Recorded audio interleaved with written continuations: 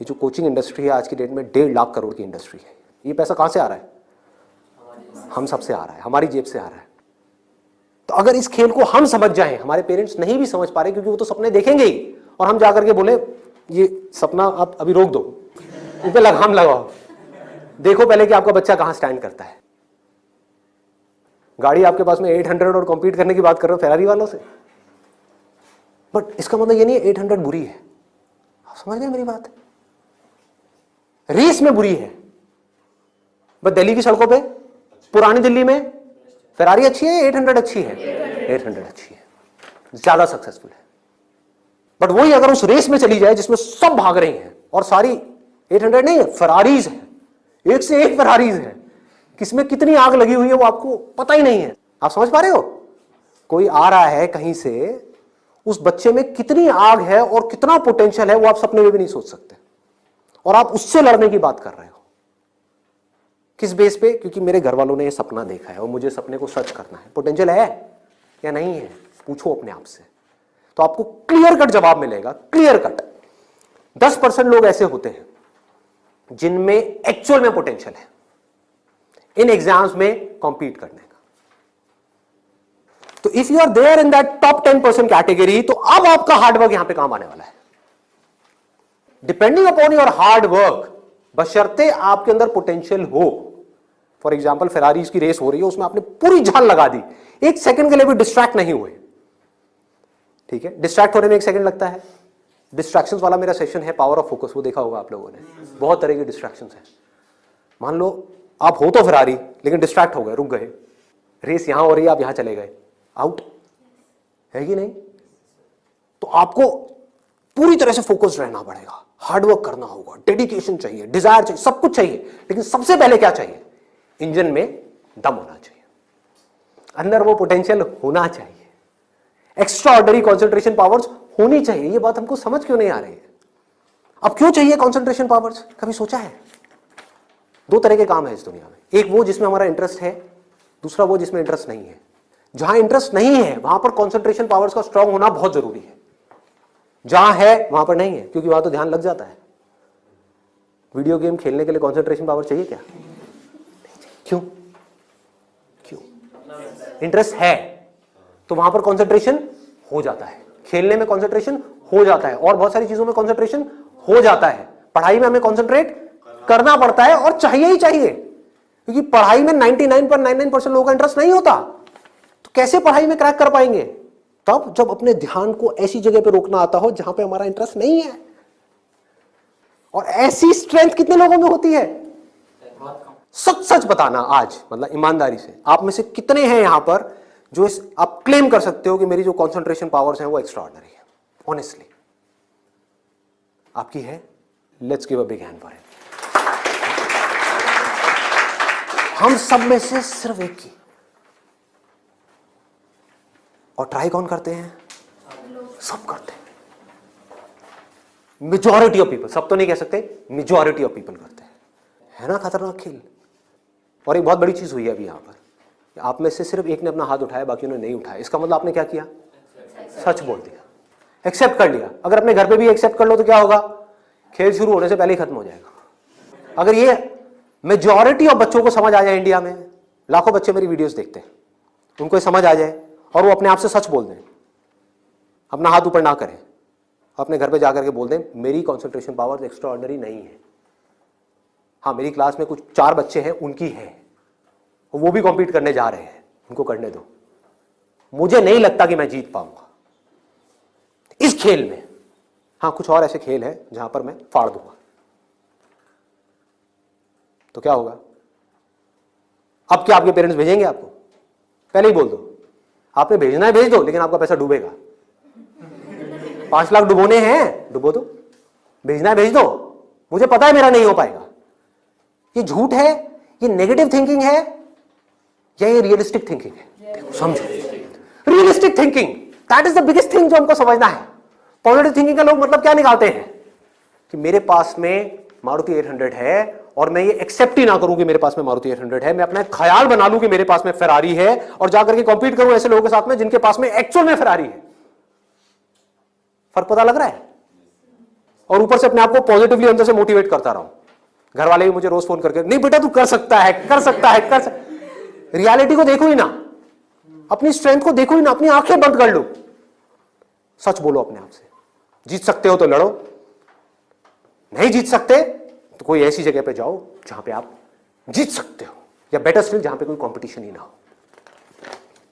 आगे बढ़ते हैं। दूसरा क्या है, ये तो हो गई पहली कैटेगरी, एक्स्ट्राऑर्डिनरी, जो यहां पर अभी कोई भी नहीं मिला, सिर्फ एक मिला है।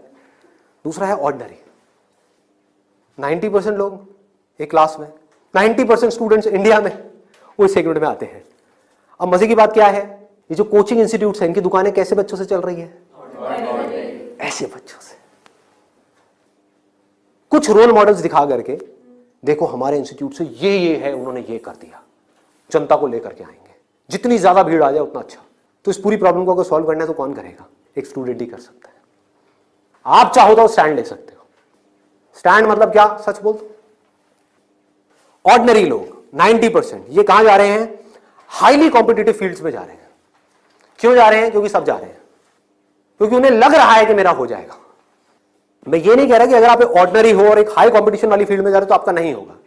I am not saying that the possibility is 0%, I am saying possibility is 1%। Genuine है वो भी तब है अगर आप मेहनत करो तो।